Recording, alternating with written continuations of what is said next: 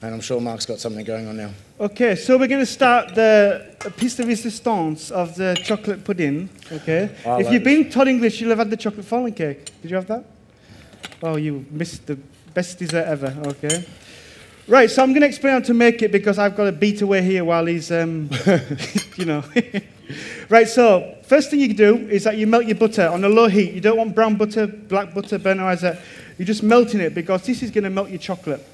Okay, I'm using Verona chocolate, which is a very expensive chocolate. Okay, it's 64% cocoa butter, and it's processed in France, would you believe, in time limitage reason. And the only reason I know that is because I read the packet. Okay, so you melt down the butter, and then when the butter has melted, you're going to add the chocolate to that, and it'll melt in. And then what you're going to get is a nice thick ganache, okay, without the cream, of course. And meanwhile, in the bowls, you've got your egg yolk, and you've got your egg yolks, and you've got your eggs and sugar. You're going to beat these to the ribbon stage, okay, which I'll explain what the ribbon stage is when we get to that stage, because it takes a while, because I've not brought the mixer today, because it makes too much noise. And then it'll incorporate all together with the peanut butter as well. Okay? Anyway. Right, you start there. While I just need a quick one, just so I can show off my Gazunder work again. And with our Gazunder, we've turned our Rosties, and as you can see, just a nice golden colour. And they're holding quite firm, so that'll be nice and crispy. And now we do the same, and it's just on a low heat. Because remember, we're starting with the potato raw, so we need to cook it out. So all those extra moisture from the cream and the egg yolk will help finish that off. So that's why we only make them small, and you'll do 2 or 3 to make up a portion. That's the idea. So it just helps with the speed of the cooking and a better texture as well. And so I'm going to go with that, and then I'm going to go into my sauce. When are you going to make your first dish? That's what I want to know. Well, this is what makes chefs, is organisation. I'm going to have the two coming up together. Wow. You know, if you make things one by one, you'll be there forever. And so with the sauce I'll be using, this is going to be the sauce for the duck, because the one for the... Permission to pass by? Yeah, go for it. Don't be shy. Now, the other one we're using... Oh, crikey. I wanted water, but you know. You got water, but we got, what was it, apple juice today? We used to have water, then they brought apple juice. Yeah, now they don't. But now that Mark's the executive sous chef, we get whatever we want. Yeah. And where am I? So cream, sauce. Yeah, here we go. And so for our starting off, this is the forest mushroom sauce for the duck. I love the term forest mushrooms when you put it on a menu. Reason being, all mushrooms come from the forest, so you can use whatever you want. Today I've got some portobellos and a few button and shiitake they've chopped up for me. So the pan's been heating up again, and we're going to use a little bit of oil and butter. Reason for the oil first is it prolongs the butter colouring or burning, so we don't want that. So that's in there melting. And with a clean spoon without potato on it, we're going to start off with some diced shallot. Anybody want to come and help? No? I need a beater. Peter's works up in the room service guy, if you are looking for Peter. While that's quickly sautéing, we can take out our Rosties before they burn, and I'm putting them on the plate that I'll be serving it on, just at the back here. Craig, you want a fire extinguisher there? No, we're fine. Okay. No. That was last week. Okay, so that's quickly sautéing, and then we'd normally add some peppercorns. But because Chef's Galley has been closed this week, I haven't had any, nor is Todd English. So we use some green fresh peppercorns, but I'm just going to finish this with just a bit of cracked pepper. Fresh green peppercorns, they come in a tin or it's with a brine or a jar, and they're the natural state of peppercorns, so they're nice and soft. And so when you're using those, please crush them, like open them up, and then you get more flavour. And it's much nicer that way. And so with our shallot sautéing, you add a little bit of Dijon mustard, and this brings it together, and we're going to cook this till like a nice caramel, a light, so when it just starts to stick to the pan. So we're going to watch, and then we can add our mushrooms, and we're going to cook these just till they're soft, and incorporate those flavours. Then once they're nice and soft, we'll be adding our Calvados, which is a nice apple-flavoured brandy, and white wine. Now, you can say that with a very strong Australian accent. White wine. But if you're from South Africa, I think it's white wine. There's a lot of them on board. Yeah, it is actually, yeah. One of my chef de cuisine upstairs in King's Court JJ is South African. He never watches this, though. So which is cool. So now we got those nice and soft, just lightly, and you can see they're starting to stick to the pan.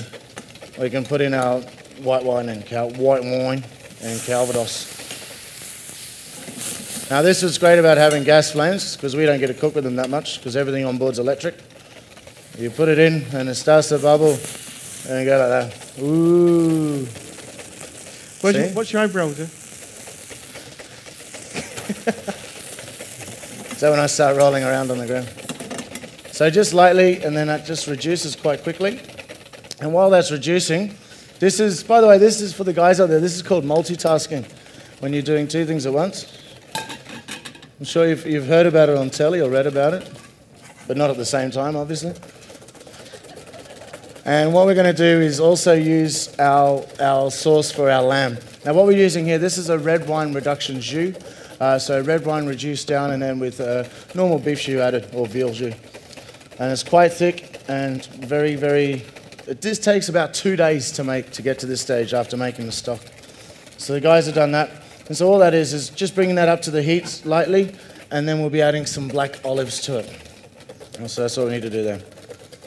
And so that's in the pan. This is just chopped black olives, regular ones that you get in the pan, in a jar. And then with our forest mushroom sauce, this is now at the stage where we can do the same. Now this is the same jus, but before the red wine is added. So this is just a much lighter version, because we're using white wine. Because duck being, I find, a much stronger or delicate flavour, use a much lighter flavoured sauce. And so that's that one. So once we're at that stage, that's fairly close to finished.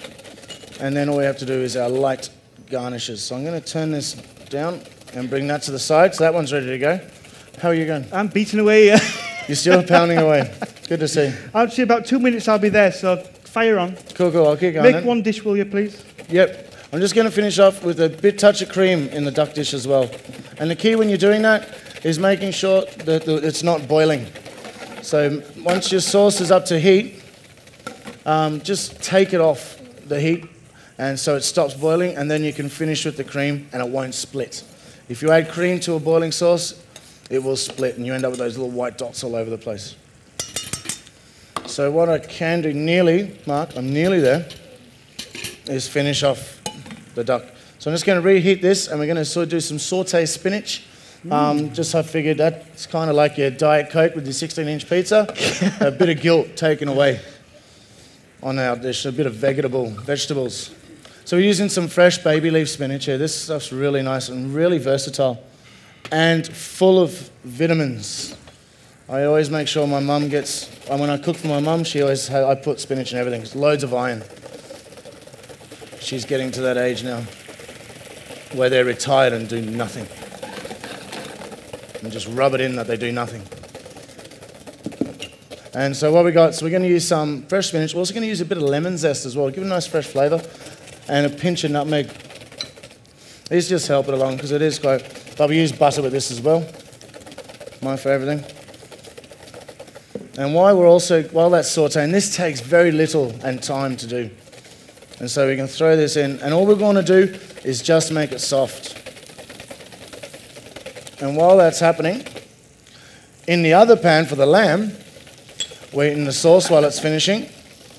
We're just going to use, this is a lamb ragu, which is lamb shoulder or the lamb shank, something nice and firm, and we confit it. So it's in oil, totally coated in oil, immersed, and with some herbs, so some thyme, some rosemary, and then that's brought up to a light simmer and then baked in the oven for about an hour and a half, 2 hours, till the meat is totally cooked and you can flake it really nicely.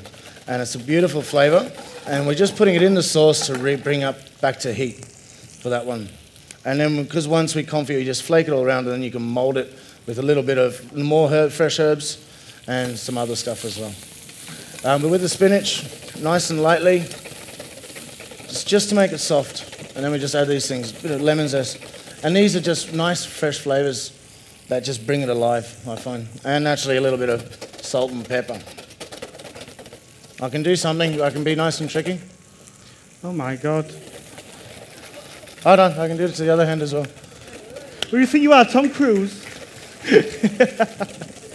Yes, I'm twice the man he is. Literally. Okay, Mark, I'm ready to finish a dish. I think actually I can plate both of them. But I'll do the duck dish first. I'll let you have a bit more airtime. Carry on. Oh, this is so we're at the stage now. I think this is the Craig Morgan show. Sauces are done. Spinach is done. The sauces are done. See all those things going on at one time? I know what you're doing. I've got a new nickname for you. Escargot. You don't like that? Okay, sorry. I think that's funny. Right. So with the duck dish, as you can see now, we've got the rosties on the plate, nice and crispy. Just line those up. And with our spinach, we're going to line over the top. And so it's nice, it's still nice and a bit solid, but it's just a bit of heat through it and it wilts it. That's all we want to do to it. Otherwise you start cooking out the vitamins. And we don't want that. Well, it wouldn't bother me, to be honest, but for other people anyway. And so now with our duck, which was resting at the back, we're going to have a nice, probably about medium on this one. And that's why we always, as chefs, we like to slice things open and line them on the plate. That way we can check, yep, that's fine. So if we've made a mistake, we can quickly fix it because we can't see through the meat. And so this is a nice medium for the duck. Take out the end bits and so it can be visible. And then we just line that over, just like so. And then we're going to finish with our sauce. And so just first of all, you take a little bit of sauce. This is another thing I've noticed with chefs, they put sauce over the meat. I don't like it. I find when you see that, I think they've made a mistake. That's me personally. And then just the sauce on either side. Get all those mushies on there. Sorry, mushrooms. So we're all about speed. We're on the go. We're on the go. We don't have time to stop and today would be pronounce words in full. And then just to finish, I had some fresh thyme that I even kept. There it is. And then just a nice bit of sprig of fresh thyme. This is just like a bit of sexy, and it gives a little bit more height to the plate when you do it. So that there is the margaret of duck with forest mushroom sauce and potato rosti. Thank you. So that's the first one. Can I just have a couple of minutes to explain what I'm doing? Is that all right? Can I have a couple of minutes? Yeah, don't be Are you shy. Sure? Well, yeah. Don't be shy. Give it a try. Okay, so I'm glad I never brought the machine the time he took. Okay. Right, so the ribbon stage. This is what I mean by the ribbon stage. It means it leaves ribbons in the mixture once you've beaten the eggs and sugar. It's going to go nice and white because you've incorporated all the air into there. So that's what you want for that stage. So that's the sugar and eggs beaten to the ribbon stage. I also melted the butter, added the chocolate, and you see that's all melted in there now. And I also started the coulis here as well, the blueberry coulis. So I added the fruits, a little bit of water and the sugar, and all I'm doing is just stewing them together slowly. And then we're going to pass them, you can blend them with your hand blender, and then you can pass them through fine chinois like this. If you've got one of these at home, you can just use this because you just push it through. But I'll show you how to do that. Stuff catcher. Quickly just incorporate this, and then I can leave you to do your plating up. So what we're going to do is going to add the peanut butter to the egg mixture, like so. And then just mix that into the egg mixture like that. It's already been softened from the fridge, so it's going to beat straight into there. And the next stage is you're going to add all that lovely chocolate. Just like that.